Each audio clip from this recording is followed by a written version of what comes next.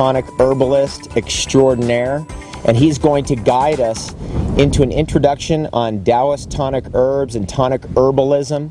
And we've got an extraordinary array of goodies here to research and talk about, and I think you're going to find the knowledge that Rehmannia, Dean Thomas here, has to be extraordinary and very helpful in your journey to have the best health ever. How you doing, Rehmannia? Excellent, brother. Thank you. Yeah, thank you. So thank you. much. Right on. We've had a blast out here at the Eden Retreat over the weekends. It was so wonderful. And thank you so much for inviting me. I know that David is a specialist on herbs too, so we've had a lot to talk about. We've had some good conversations. I'm a Taoist tonic herbalist. I was apprenticed to the master herbalist Ron Teagarden for 8 years. I was his tea master. And he taught me the precepts of the oldest system of plant-based therapy that is that we have today. And the wonderful thing about it is that it's intact. This system has been in operation consistently since 2975 BC was when the first pharmacopoeia of medicine was written in China. That is a long, that's 5,000 years. Yeah, 5,000 years. This has been an actual system. The reason we haven't heard about it yet is because it was kept for the elite somewhat. But the wonderful thing about it, that we have the opportunity to have it now in our lives, is that the elite actually propagated and promoted its development because they wanted to benefit from the longevity that these herbs enhance, adaptability, potency, and all of that. And fortunately, too, the ruling elite of ancient China had a lot of emphasis that they were interested in gaining wisdom. You know, these people, the whole idea of the wise old sage is a big part of Chinese culture. Absolutely. So fortunately, too, a big input on the development of this was about the attainment of spiritual centeredness and wisdom, as well as a physical body. That's really one of the things for me that makes it so attractive. One of the things that you're really onto, and I think it's a very important point to talk about, is the treasures of Chinese medicine and what the Taoist tonic herbs. They enrich these treasures. Maybe you could talk a little bit about the three treasures and what that means. And this is hinting at what you're talking about with the depth of longevity and wisdom that they provide. It is. It's a mind-bogglingly wonderful philosophy of observing health. The Chinese long ago, beginning with that pharmacopoeia in 2975 BC, they set some principles down about the way that we view health. And so eventually this became a philosophy, this basic philosophy of this system is called the three treasures. The first treasure is essentially it's our inherited health, it's our DNA. The modern study of genetics and epigenetics sort of kind of like takes in somewhat, and we call this JING. This is the first treasure, JING. This is housed in our, we know that JING is in our mitochondria and our DNA and the mitochondria of each cell, but really the Chinese believe the kidneys are sort of the gold vault somehow of that message of that. And so if your kidneys are kept healthy, you maintain vitality, youthfulness, creativity all through your life. And this is an inherited thing. It could be inherited from generations. So it's a sort of a deep, I look at it like it's a savings account, like an IRA, or it's a gold vault, in your kidneys. And there are ways that we preserve that. Herbs like Rehmannia, for instance, my namesake herb, a wonderful kidney yin tonic for sort of taking in energy and storing vitality for future use in the kidneys. Now this is a root that you mentioned was steamed in wine to soften it and give it a little bit more pliability. It makes it tonic to the kidneys by doing that. Probably makes some of the minerals more available. Like there's a lot of zinc in this. And of course zinc is very important for all of the reproductive fluids, which are a part of the whole kidney system. All of the reproductive, the endocrine system essentially is part of that. Another big herb for JING, for kidneys, is Ho-Shou-Wu. Now, a lot of us have heard of Ho-Shou-Wu. These are what are called black herbs. So, black foods tend to have a lot of molybdenum, a lot of zinc, and they're thought to tonify the kidney. Ho-Shou-Wu means old black-haired Mr. Ho. That's the name of the herb. The story goes that there was this old man named Mr. Ho, and he'd become sort of feeble, and before he had lost his hair, and he was humped over with a cane, and he had no children, and he was determined to have a child. And so he was searching and searching for a way to regain his youth so he could attract a woman to have a child. And one day the story goes, and they say this is a true story. It happened around 800 AD apparently. The old man, Mr. Ho, laid down beside the road and fell asleep. Then he woke up, and there was a plant shining, sort of glimmering, and he thought, oh, there's something there in that. So he took the plant to his shaman herbalist and said, can you do something to help me with this plant? It's talking to me. So the herbalist found a way to simmer this root of this herb in black bean stew, again with black pigmentation and all, and it made it tonic to the kidney. And the legend is he grew this big Elvis thatch of black hair. And stood up straight and threw away his cane and fathered 17 children.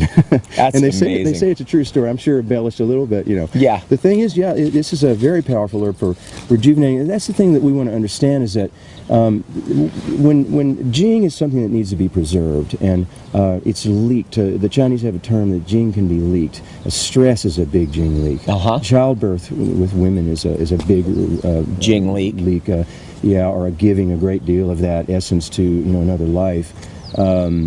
Overwork, accidents, illness, excessive semen release by men is a big gene leak. Yeah. One of the great secrets of male vitality is semen retention. But that's all. We're all talking about Jing there. That's all Jing stuff. What other Jing herbs do we have here? Well, prepared Rehmannia and Ho-Shou-Wu are yin Jing herbs. Yin, the fathers and mothers of this system developed the basic philosophy. Beyond the three treasures was the concept of yin and yang. Now, the original meaning of yin and yang is yin means the accumulation and storage of energy into the organism, and yang means the use of energy. Okay. Interesting. And you were quite correct in your assessment that yin is the yin and yang symbol probably could be slightly more yin and a little bit less yang. Yeah, because yin is first. Yeah. Because the accumulation and storage of energy, and then how we use that is really important. So there are herbs that help us maintain yang Jing. Those herbs that give us vitality for like endurance type stuff, structural strength, and that kind of thing. And so there are different classes of Jing herbs. So that's the first treasure, Jing. Okay. Now the next treasure, Qi. Qi. Okay, so we've all heard, like in the West, we hear about from Bruce Lee days and martial arts. We hear about Qi and fire. What is that? Where does that? What does that really mean? Because I don't think we get the real story. Good question. It's true. Qi has come to mean a lot of things. I mean, Qi is ATP. Qi is biophotons. From the cytoplasm of the cell. Radiating, right? Is what you were talking about yesterday, which was fabulous. But really, what we look at as Qi within the context of the three treasures, represent Qi represents your daily energy needs. Okay. Through the consumption of food and the combustion of that into energy, so that your body has Qi. Your body keeps upright. Your blood is moving through the system, and metabolism and catabolism is occurring. That's Qi. Okay. So the Krebs cycle is somewhat the same as Qi. It's Qi. Okay. Wonderful Qi herbs. Codonopsis. I like Codonopsis as a Qi herb. Is it here? Here's Codonopsis. Oh, there it is. This is they call this herb ginseng for women sometimes, and they also call it poor man's ginseng. It's somewhat like ginseng, only more mild. The ginseng is a great herb, but it's a complex herb. There are many types of ginseng. This one is a mildly warming spleen Qi. Qi is the organ system that is responsible for the cooking down of the food that we eat, the breaking down and the absorption of the minerals and the nutrients. The organ responsible for that is the spleen, according to Chinese medicine. Okay. And in reality, it's probably the spleen and pancreas a little bit together. Yeah.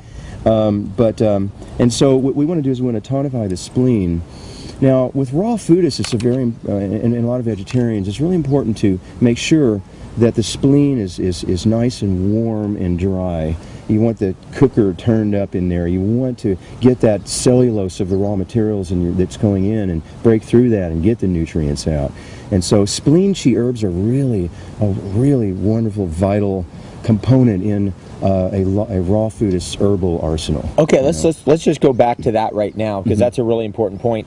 One of the things that we have discussed before, which I think is crucial, is when you have a raw food diet, this is kind of like the bulk of your calories and that kind of a thing, and it's a great thing.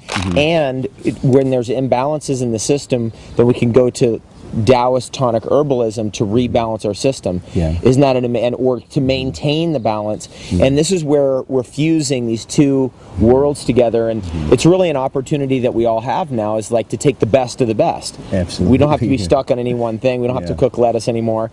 We can really eat our lettuce, but we can also take in herbs like Codonopsis, which is a great qi herb and is helping our spleen get that fire and that dryness needed to digest all that cellulose. Exactly. What other herbs are in that category that would be good for my the favorite spleen? herb, I think this is an essential herb to talk about for us who are eating a lot of raw plant foods.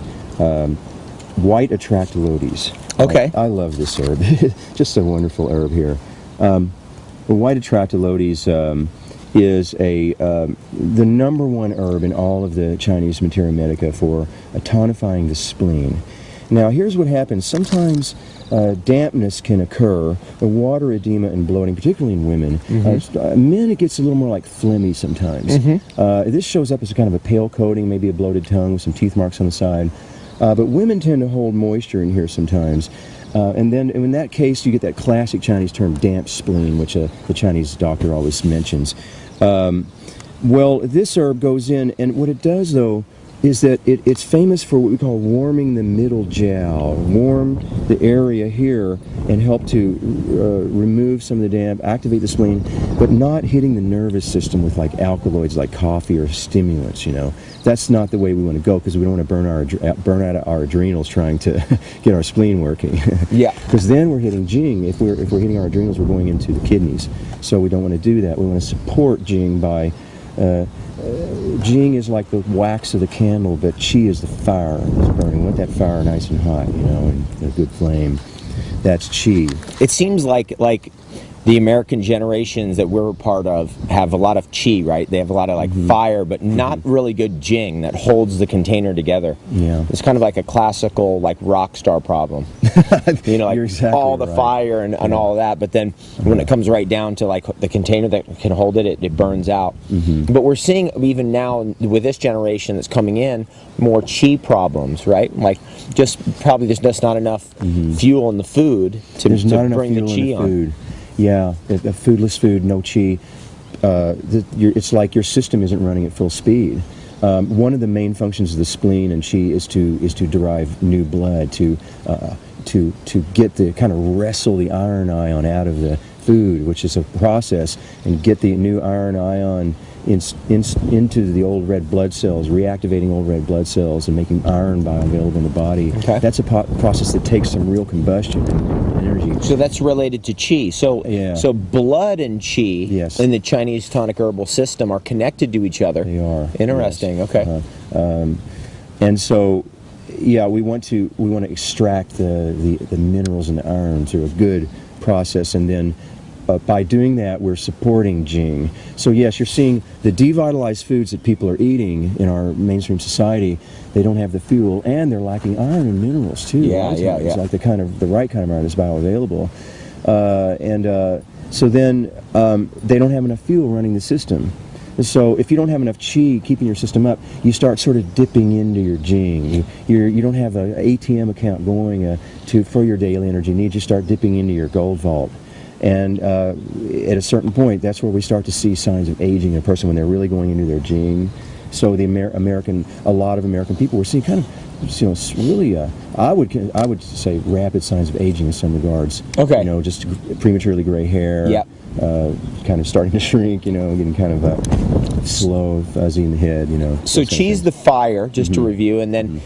So related to blood and blood purity, and then Jing is kind of that gold vault bank account that's kind of holding all that DNA energy and all that historical genetic energy from our lineage, right? It's the genetic future, of the human genome.